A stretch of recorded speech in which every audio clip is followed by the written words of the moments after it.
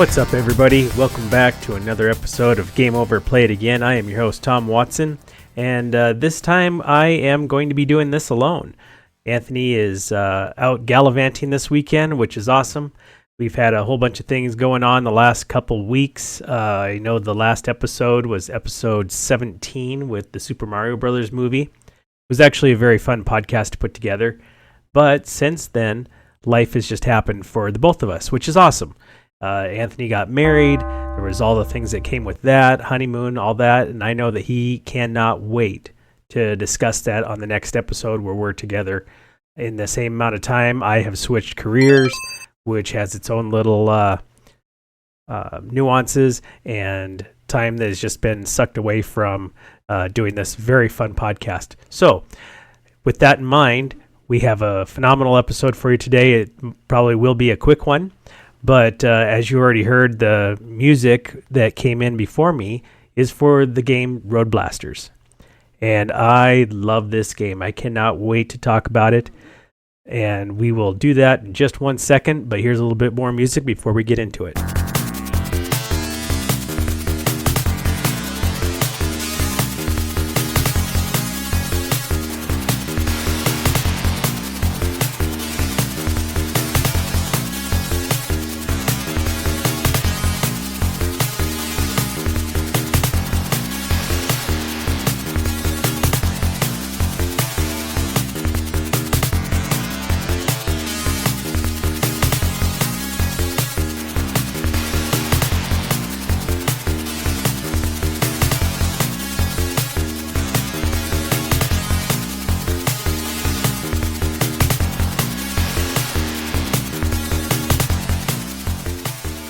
Man, I love the music for this game. It is just phenomenal.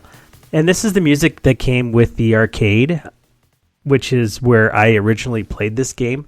You know, being a little kid and running down to the gas station with a whole bunch of quarters in my pocket and playing this, standing up at that big old arcade, you know, foot on the pedal, having the steering wheel, shooting all the cars and everything, running around. Just what a game. And every time you'd run out of fuel, you just threw another quarter in. It was so simplistic in its nature. And in the past few weeks, I haven't got a lot of time to play video games, but I did find this game on my emulator. And so I got to play it for Nintendo. I didn't even know there was a Nintendo version of this game.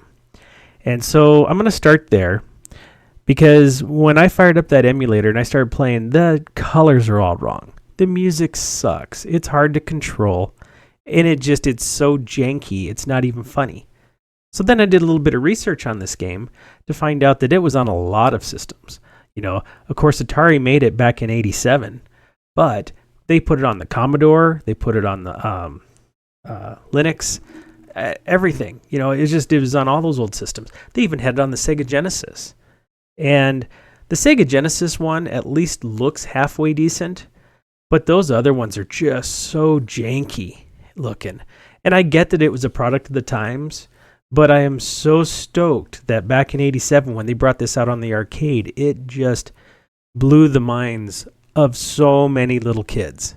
And I'm sure some adults too, but I know for me, I couldn't wait to play this game. Every time my parents fueled up our vehicle, you know, it's about a mile away from the house, and you know, I would ride my bike down there, I'd walk down there, but every time my parents would stop in to fuel the car, I had to go through at least one quarter into this machine and see how far I could get. And usually my parents weren't really willing to wait as long as one would hope. So I either had to walk home or I had to give up my game. But it is what it is. It's a fast game. You know, you could probably get through 3 levels in 5 minutes if you were really, really trying and really good. I wasn't that good, but that's all right. You know, at least 1 level, 1 quarter, it was a good time. So the object of this game is, you know, to beat this game, there's 50 levels. Now, I personally have never done 50 levels. I think my best is in mid-20s at best, and that was not as a young kid. That was actually about a year ago when I was playing. And it doesn't get any easier. That's for sure. And I don't obviously have access to it on the arcade. I know there are a couple arcades in town. In fact, I'll discuss that here towards the end. But I actually played this. We bought it on a GameCube compilation for the Midway arcade series, and it is as close to the arcade as you could possibly get. But like I said, there's 50 stages, and you start out in kind of the cityscape. And you run down the road and you're blasting other cars. The yellow ones you can blast and you can blow them up, and the purple ones, they don't take any damage from your regular machine gun that's on the front of the car. There's 3 lanes, kind of like pole position was. Was pole position like that? No, I take that back. Pole position only had the 1 lane.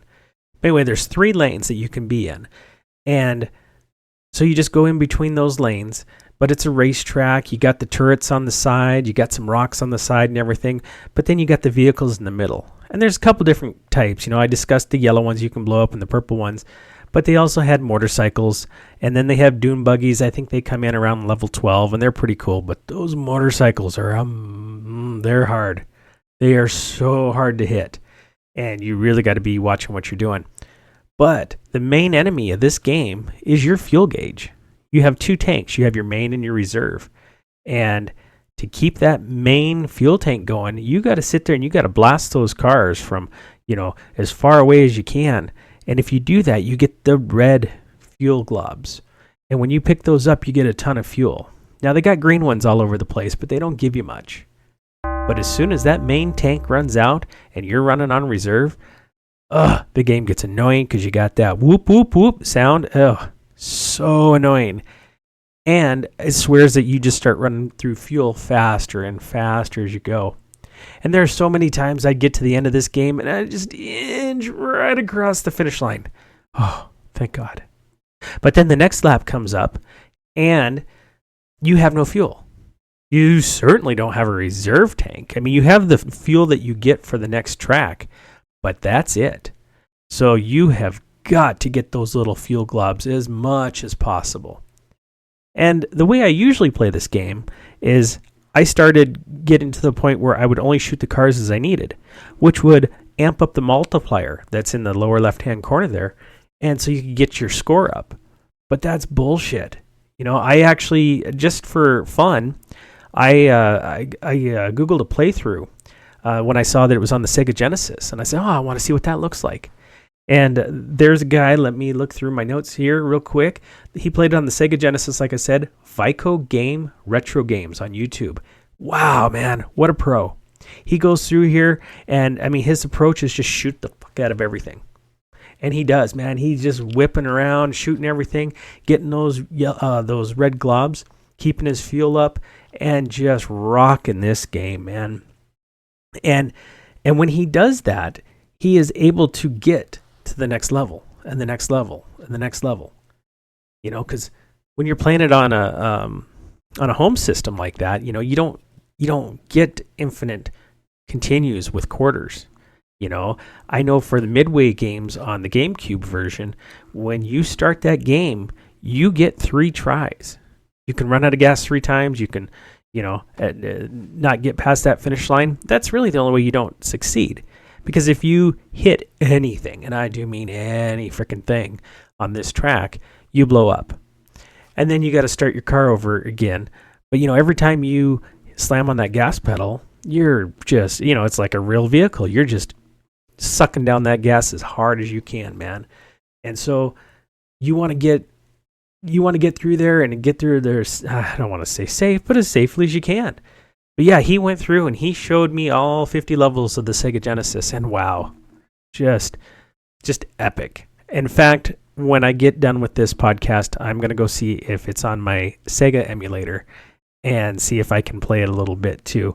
I know I'm not going to be that good, but I can't praise that video enough. So if you get a chance, Vico Game Retro Games on YouTube, check that out. Maybe subscribe to his channel. I'm sure he'd love it.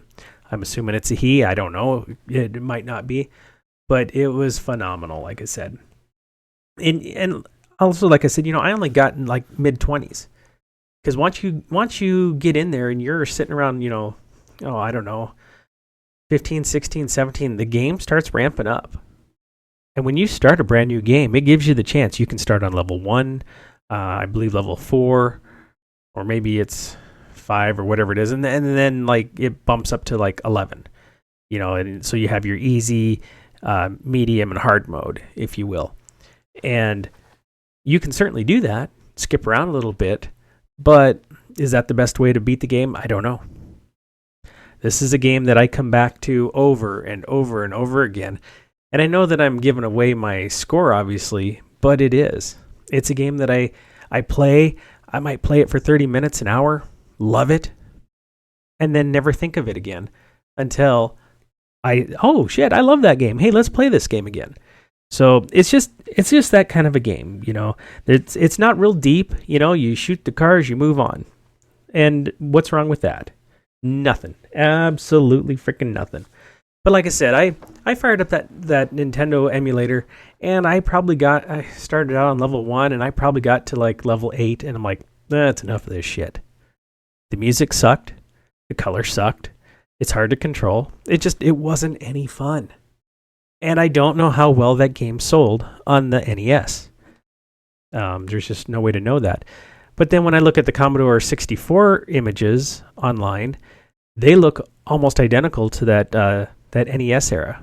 So Sega Genesis did a good job there. I will give them that. But yeah, when you're playing that arcade version and you're stepping on that gas pedal, you just feel like you have all this control. And the steering wheel was a little easier than moving your thumb around on the D-pad. And you just drove and you drove. And it was a little bit harder. Yeah, it was a little bit more fun. And I don't know if the graphics were any better than they were on the Midway game for the GameCube, which is where I've been playing this the last few times. But the nostalgia that is just oozing out of that game is phenomenal.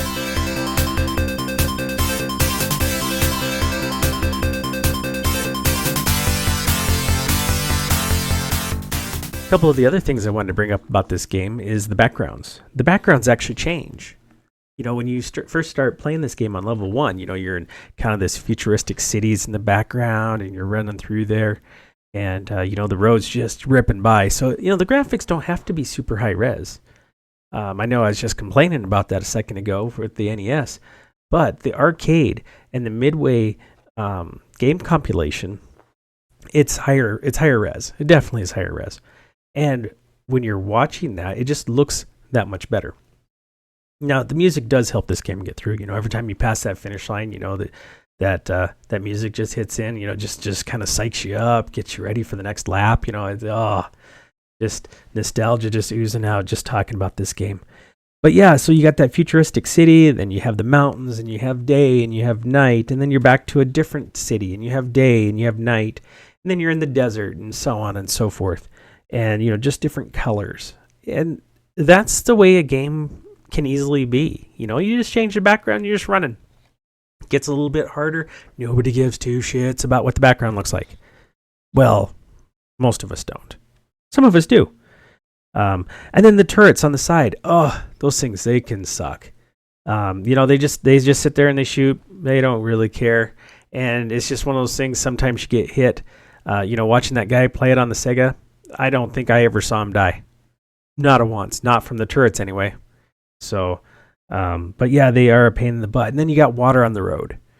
And, you hit that in your car, it does a freaking 360 in the middle of the road. Gosh, that sounds like fun, doesn't it? I mean, with the way drivers are around this town, we do that anyway, right? But, so the GameCube, you get the 3 credits. So that would be basically putting 3 quarters in. And that stinks. I mean, yes, you have the game selection at the very beginning, but that only gets you so far. The last thing that I really wanted to bring up for this game is that we were watching Wreck-It Ralph recently, and I just happened to see it, in there. And, we've watched it a couple times, but I actually rewatched it. And when Felix is discussing, what happened to Turbo, where, he was the big game in the movie, and all of a sudden RoadBlasters kind of chased him out, and he decided to get into that game and mess it up. I don't know why I didn't see that the first 2 times I watched this movie. But to see that again, just made me laugh. That, yeah, I can see it. You know, that would be like Atari's pole position getting beat out by RoadBlasters. Because it's fun. And it is a fun game. So with that, I am pretty much wrapping this game up. Like I said, this was going to be a short episode. I just wanted to get something in for October. The next episode, guys, I just don't know when it's going to come out. I'm sure we'll knock one out in November, but it's going to be kind of sporadic for the rest of this year, just until we can kind of nail things down and get life back to where we have these fun times where we can do this kind of stuff. I know that Anthony and I are discussing doing a trip to a brand new arcade that just opened up in town, kind of a beercade, if you will, or maybe a small version of Dave & Buster's. And I think that'll be pretty cool. We're going to go and we're going to take some quarters down, shove them in the machines, see what we like, see what we don't like. I don't really know that we have any games on the horizon. Anthony has a little bit more time to play games right now than I do, but it is nice when we can both sit down and put time into a game. I also know that we are going to do a ranking episode, and I don't know if that'll be number 20 or 21, and just rank where we've been from the beginning of this podcast to current. And I think that'll be a lot of fun. It doesn't have to be number 20. It doesn't have to be 21. But it would be kind of cool to do that. Rank them as far as how much which episodes we liked the best to worst, or vice versa, worst to best. Or are we ranking the game itself? So it'll be a fun episode. I can't wait to do that coming up down the road.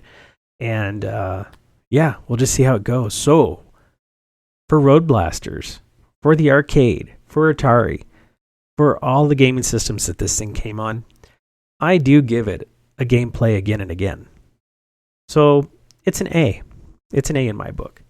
So with that, I got a little bit more music for the outro, and we will see you again here in a couple weeks. Thanks, guys.